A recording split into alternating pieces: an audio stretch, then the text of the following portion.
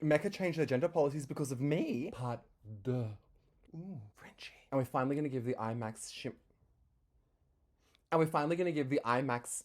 Say too many words. IMAX Shimmer Gel Eyeliner a go from Mecca Max. So a few years ago, it was pre-Panny, and there was an event that was thrown by Mecca called Meccaland. It was kind of like a makeup wonderland. All the international brands came out, the representatives, all that fun stuff. It's actually there where I became friends with Steve. Sorry, I'm not going to try and say your surname because I'm never going to be able to get it right, but I'm not that sorry because you are currently coming for my gig.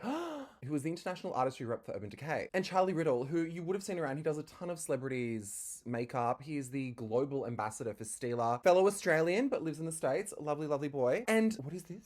He did Nicola Pelt's makeup. I'm one step closer to Victoria. Anyway, hey boys, you've probably seen a ton of their work. They're super talented. Ooh, my camera dropped. Yeah, it looks fine. So what a lot of you may not realize is whenever you see someone handing out promotional free goodies on the street, these are called promo gigs. And more often than not, they actually get actors to do these jobs as a bit of a survival gig between acting work. I mean, it makes sense. Actors know how to converse with people and we know how to command attention and ultimately know how to create a vibe. Now, knowing that Mecca was having a gig and being the makeup whore that I am, I just knew I had to get a job on this particular event. Now, keep this in mind as we go back quite a few years, and obviously I've befriended quite a number of people that work at Mecca. Most notably one person, and we've also got to remember that this was almost a decade ago, and non-binary as an identifying gender expression wasn't at the time really acknowledged as a societal thing. And this is exactly what my friend identifies as. And now for the sake of this video, this person was assigned male at birth.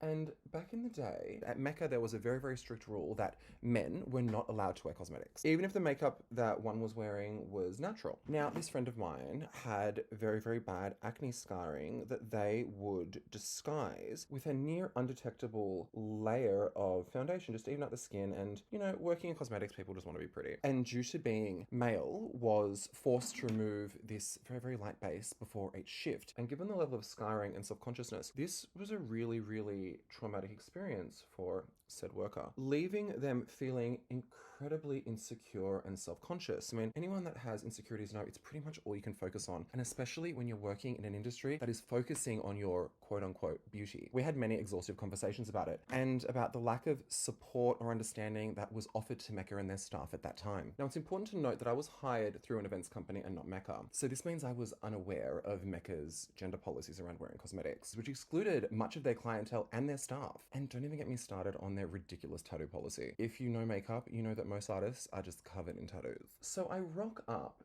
to Meccaland, full face, full glam, where I readily become a favorite, and I'm upgraded almost instantly to doing all the higher profile jobs, handling celebrities, greeting, being the face of a lot of things. And remember, I'm representing Mecca, despite not being hired by Mecca themselves. The event lasted a few days with training, so imagine my surprise when the owner and founder of Mecca, Joe, don't even ask me what his surname is, can't remember, walks through the crowd of people and directly up to me. She spoke only to me as all the other promo reps stood around being completely starstruck. I mean, she's a celebrity in the makeup world. And honestly, she could not have been lovelier. Now, this is where it becomes interesting. She knew all of my shifts. There were hundreds of employees with very, very staggered shifts. She'd never met me before. She'd never even seen a photo of me. And I was hired by an external company. Yet she literally knew every single shift of mine, start, finish, time, day, everything. She ended that initial conversation with, "See you at blah, blah, blah," and said my next shift. And each subsequent shift, she would make a point of coming up to me and only me and having a full conversation. And at the end of every conversation, she would say, "See you at whatever my next shift was." Now, what changed after this? Men and people who were assigned male at birth were suddenly allowed to wear makeup at Mecca. And I don't mean light makeup. They could go with a full beat if they desired. And this rapidly developed into Mecca becoming a huge presence at Mardi Gras, as were the subsequent products that they've been releasing throughout the years to support the event. Now, I'm not saying I actually changed the gender policies at Mecca, but I'd like to think that my positive interactions with Joe and the timing, I played some small part in it. Now, what do I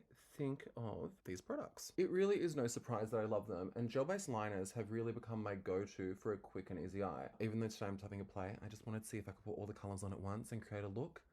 I mean, it's a look, it's something. They dry down beautifully with a great wear time and are very reminiscent of the Urban Decay 24/7 eyeliners. I'll whack in a few comparisons here, with Urban Decay being on top and the correlating Mecca Mech shade beneath it. That being said, at $25 a pop, I really do think Mecca have lost their mind, and two of the shades are definitely not worth it. So, would I recommend these liners? Well, if you like the other liners from Mecca Max, then I absolutely would. They're a great multi-use product and are actually incredibly versatile. So whether you want to alter the tone of a look by, say, adding it as a base, or if you want to use them to add a pop of color, then they'll definitely deliver on both. See you next time.